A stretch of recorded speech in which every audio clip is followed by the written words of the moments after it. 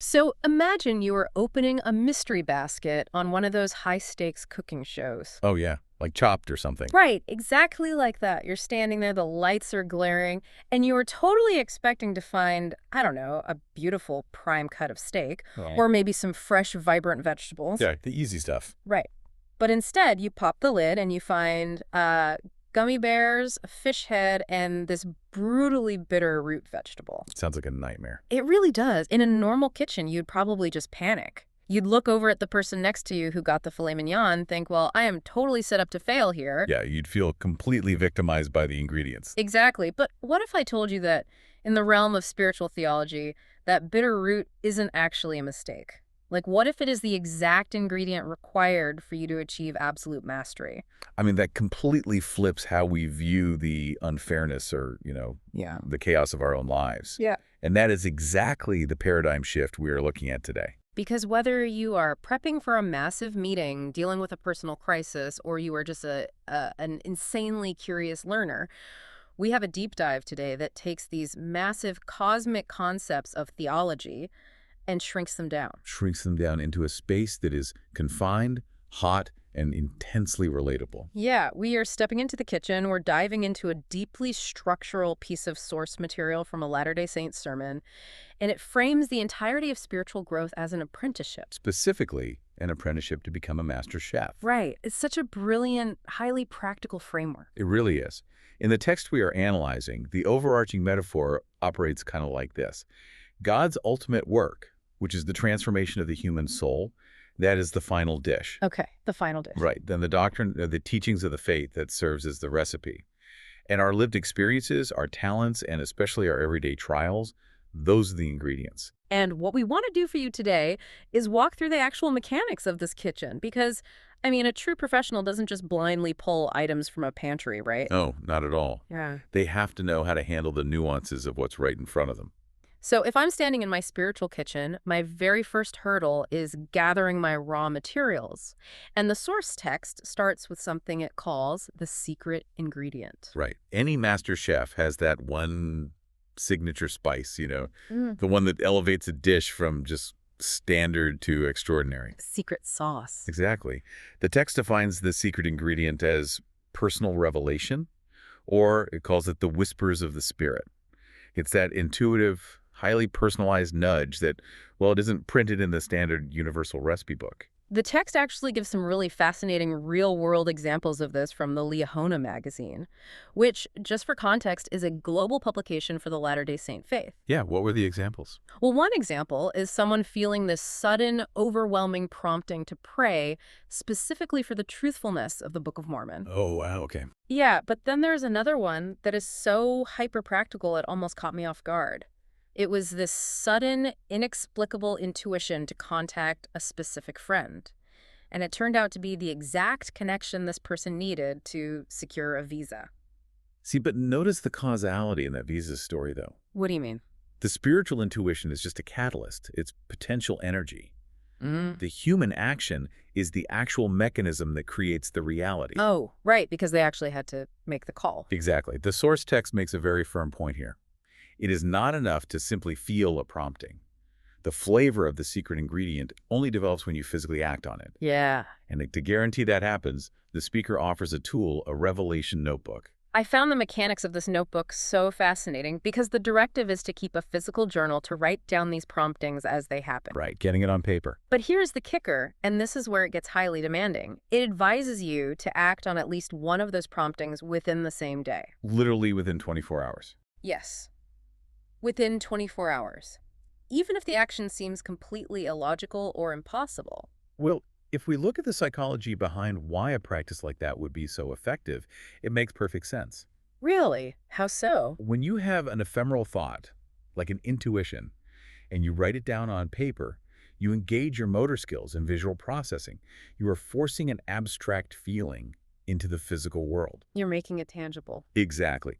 And the 24-hour rule is crucial because it bypasses the prefrontal cortex. That's the logical, risk-averse part of your brain. I see where you're going with this. Yeah, because if you wait 3 days to text that friend about the visa, your brain will give you 10 rational reasons why it's a bad idea. Oh, totally. Like, they'll think I'm weird, or it's been way too long since we talked. Right. So the text suggests that immediate, sometimes seemingly illogical action is the precise mechanism that creates the space for miracles to occur. Wait, I need to challenge that idea of bypassing logic for a second, because forcing immediate action on a random intuition just seems like a recipe for absolute chaos. How do you mean?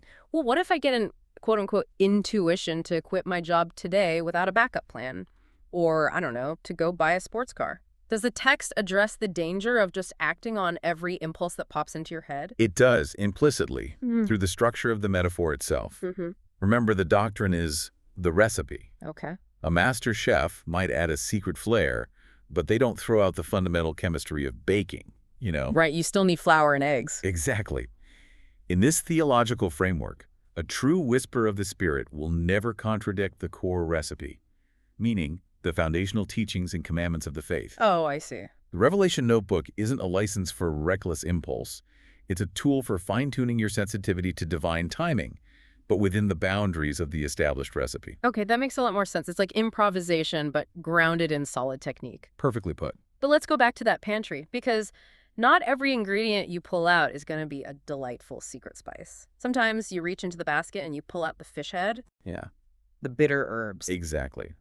The source material spends significant time on how we handle these toxic, tough, or agonizing ingredients. And this is where the separation between an amateur and a master becomes painfully obvious. Oh, definitely. An unskilled chef complains. They whine about the toughness of the meat or the bitterness of the root. They feel victimized by the pantry. Which, to be fair, is the totally natural human reaction. If you lose your job, or you get a terrifying medical diagnosis, or a relationship shatters, those are incredibly bitter roots. Yeah, they are. The default is to scream, "Why is this happening to me?" Right. But the source shares this profound paradigm shift inspired by a mother's question. Instead of asking, "Why me?" the master chef looks at the bitter ingredient and asks, "What does God want me to learn from this ingredient?" And that single question fundamentally alters the trajectory of a human life. It really does. And the text provides a deep theological mechanism for why this works. It introduces a concept of the natural man, which is our default biological state. The part of us that just wants things to be easy? Right. The natural man craves predictability. We want the sweet ingredients. We want the filet mignon because it requires very little transformation to taste good. But the text argues that God's kitchen doesn't operate on our comfort. Precisely. According to this framework, as long as you have perfect, easy ingredients, you are relying entirely on your own capacity. You're operating on pure ego. Wow. The bitter ingredient is introduced specifically to shatter your illusion of control. When you are handed an ingredient that you literally do not have the skill to cook, you are forced to realize your capacity isn't enough. So the tragedy or the trial isn't a punishment at all. It's an ego death. Yes. And the goal isn't just to, tough it out or practice stoicism. Right. The theological goal is to drive the chef toward divine reliance. The text emphasizes that we must rely on the strengthening power and grace of Christ's atonement. Let's unpack that word for a second, atonement, because it gets thrown around a lot in theological circles, often as just a synonym for being forgiven. Right, like wiping the slate clean. Yeah. But in the context of this cooking metaphor, how does the atonement actually function when you're holding a bitter ingredient? In this specific framework, the atonement isn't just an eraser for mistakes. It is an active, enabling power. An enabling power. Yes. It is the divine capacity to take something that is inherently broken or bitter and fundamentally change its nature. When the chef asks, "What am I supposed to learn?" they are inviting that divine grace to bridge the gap between their own human inadequacy and the demands of the kitchen. So we have gathered our materials, we have our notebook of intuitive secret spices, and we've accepted the bitter herbs of our trials without throwing a tantrum. The prep work is officially done. Exactly. Now, we have to figure out how we are actually going to combine these things. We have to choose our recipe. And the text draws a very sharp contrast here between worldly recipes and spiritual conviction. Just like the culinary world has fads. Think of the molecular gastronomy craze or the obsession with putting gold leaf on literally everything. Oh my gosh, yes. Gold leaf on burgers. Right. Well, the world offers us daily recipes for how to live too. The text refers to these as worldly logic or financial rationality. And the ROI, the return on investment of a worldly recipe, is highly visible. Very much so. The world says if you step on this person to get a promotion, you will gain status. Or if you skip your family commitments to work a 70-hour week, You will gain financial security. It is a guaranteed, mathematically sound bake. But the text argues that a master chef relies on spiritual conviction as their unique seasoning. They prioritize a high-level loyalty to God over paths that are easy, logical, or socially successful. That is a tough pill to swallow. It is, and it offers a highly practical friction point to test this the Sabbath day. Yeah, I was struck by the phrasing the speaker used for the Sabbath. The text says that when you are deciding what activities to engage in on a Sunday, you shouldn't just look at a list of rules. Right, it's not just a checklist. No, you should ask yourself one specific question. It says, what sign am I offering God? That word offering is deeply intentional. It frames human time and attention not as commodities we spend, but as sacrifices we place on an altar. But let's be real for a second, because I really want to put myself in the shoes of someone listening to this deep dive who is struggling right now. Sure. If the worldly recipe guarantees my rent gets paid because I took that extra Sunday shift, and the spiritual recipe says, well, rest and offer a sign to God, the worldly one isn't just appetizing, it feels absolutely necessary for survival. Yeah, I see the conflict there. So how does the text expect you to ignore basic survival math? Well, it demands a complete redefinition of what constitutes actual survival. Oh, interesting. Worldly logic is predicated on the idea that this immediate physical life is the ultimate reality. But spiritual conviction operates on the premise that your eternal character is the ultimate reality. Wow. Okay. Choosing the spiritual path when it costs you financially or socially is the mechanism that proves to yourself and to God that your loyalty isn't just transactional. But choosing that harder path creates intense internal friction. I mean, it is agonizing to watch other people take the easy worldly recipe and succeed while you are struggling with the spiritual one. Which is exactly why raw ingredients, no matter how well chosen they are, have to be subjected to heat. You cannot change the state of the material without a fire. And that leads us directly into the most intense part of this source material. If we are going to resist the gravity of worldly logic, we are going to need our worldly impurities burned away. The text calls this the refiner's fire. Here is where the theology gets incredibly profound. The text states that repentance isn't the backup plan for when things go wrong. Okay. Repentance is the plan itself. I have to admit, I have always thought of repentance as the fire extinguisher, you know? Break glass in case of emergency. Exactly. You keep it behind the glass, and you only break it out when you have accidentally set the kitchen on fire and ruined the meal. But this text is arguing something totally different. It's saying the fire extinguisher isn't the point, the heat of the stove is the point. Right.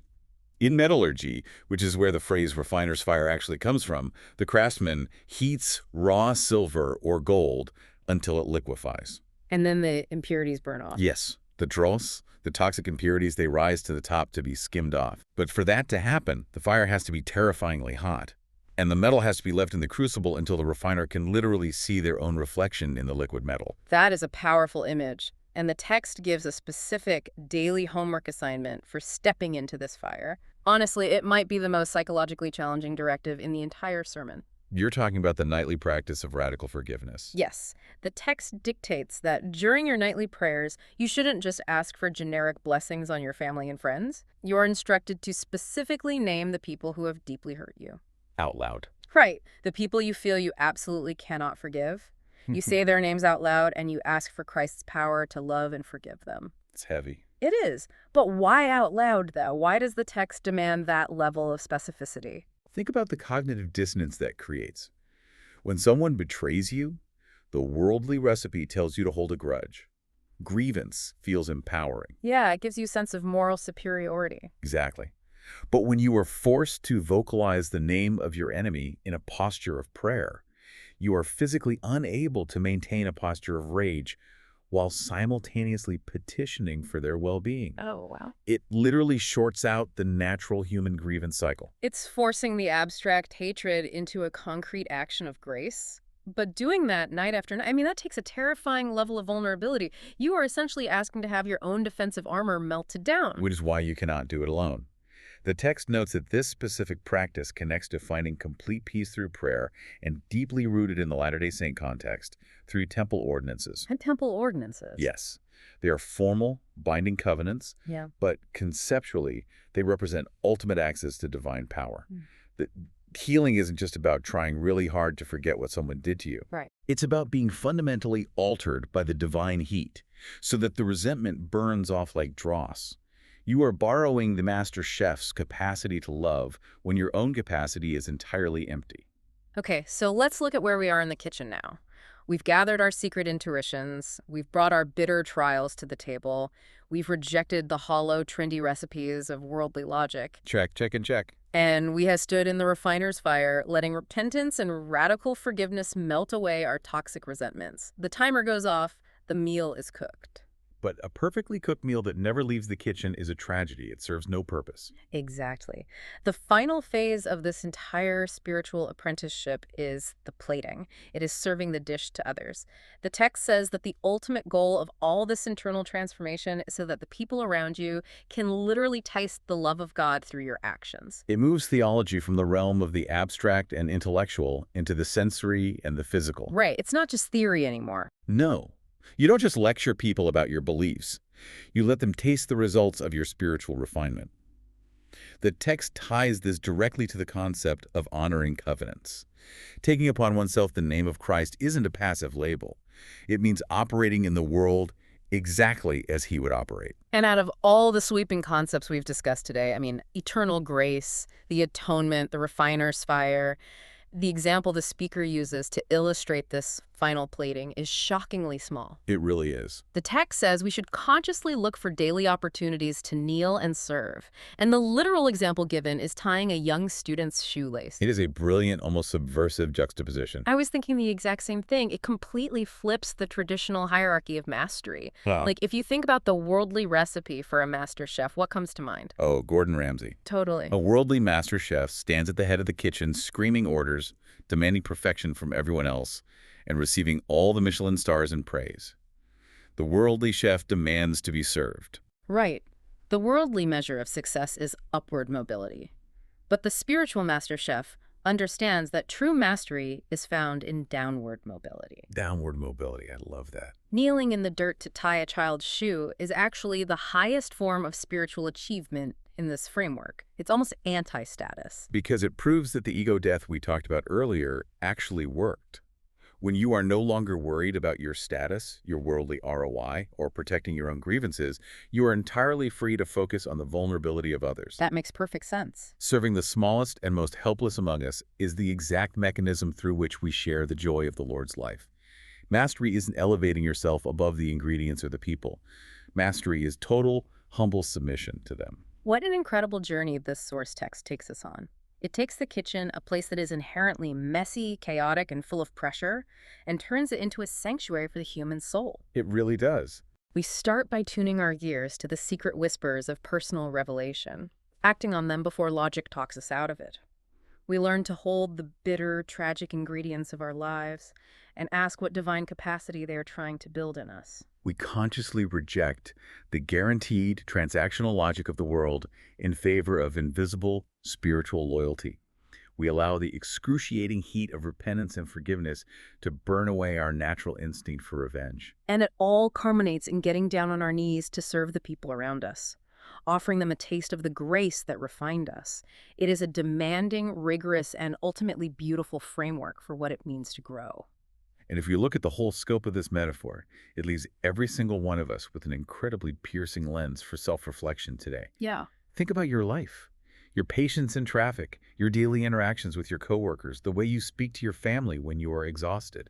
If all of that is a meal that you are constantly cooking and serving to the people around you, what is the lingering aftertaste you're leaving them with today?